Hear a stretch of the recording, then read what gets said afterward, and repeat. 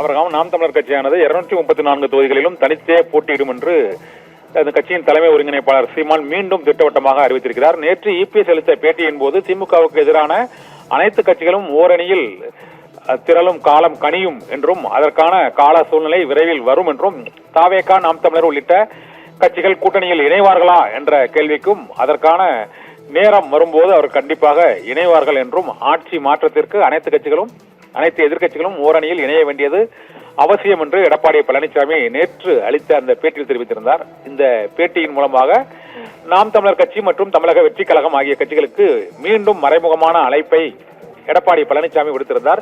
இது குறித்து நாம் தமிழர் கட்சியின் தலைமை ஒருங்கிணைப்பாளர் சீமான் என்று அளித்த பேட்டியில் 234 தொகுதிகளிலும் நாம் தமிழர் கட்சி தனித்துதான் 2026 சட்டமன்ற தேர்தலில் போட்டியிடும் என்றும் அதற்கான அனைத்து தொகுதிகளுக்குமான வேட்பாளர்கள் அறிவிக்கப்படுவார்கள், விரைவில் அறிவிக்கப்படுவார்கள் என்ற அறிவிப்பையும் அவர் வெளியிட்டிருக்கிறார். இதனால் நாம் தமிழர் கட்சி இந்த 2026 சட்டமன்ற தேர்தலிலும் தனித்துதான் போட்டியிடும் என்பது மீண்டும் உறுதிப்படுத்தப்பட்டிருக்கிறது. ஏற்கனவே அந்த கட்சி அனைத்து தேர்தல்களிலும் தனித்தே போட்டியிட்ட நிலையில் இந்த 2026ஆம் ஆண்டு சட்டமன்ற தேர்தலை பொறுத்தவரை எடப்பாடி பழனிசாமியின் அந்த மக்களை காப்போம் தமிழகத்தை மீட்போம் சுற்றுப்பயணத்தில் அனைத்து கட்சிகளுக்கும், அது திமுக கூட்டணியில் உள்ள இந்திய கம்யூனிஸ்ட், மார்க்சிஸ்ட் கம்யூனிஸ்ட், விடுதலை சிறுத்தைகள் உள்ளிட்ட கட்சிகளுக்கும், இது தவிர கூட்டணியிலேயே இல்லாத நடிகர் விஜயின் தமிழக வெற்றி கழகம் மற்றும் நாம் தமிழர் கட்சி ஆகிய கட்சிகளும் ஓரணியில் இணைய வேண்டும் என்ற அழைப்பை விடுத்திருந்தார். அந்த அழைப்புக்கு ஏற்கனவே திமுக கூட்டணியில் உள்ள கட்சிகள் மறுப்பு தெரிவித்து விட்டன.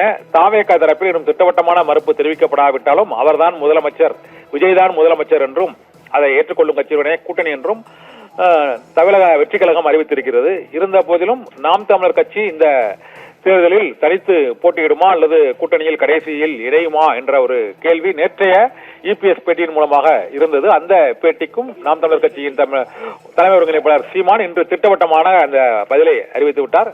234 தொகுதிகளிலும் நாம் தமிழர் கட்சி தனித்துதான் போட்டியிடும் என்று மீண்டும் அவர் உறுதிப்படுத்தும் அறிவிப்பை இன்று வெளியிட்டு விட்டார். இதனால் தமிழக தேர்தலில் இப்போதைக்கு இந்த 4 முனை போட்டி உறுதியாகி இருக்கிறது. அதில் சீமான் தனித்து போட்டியிடுவதும் மீண்டும் உறுதியாகி இருக்கிறது. அபிரகாம்.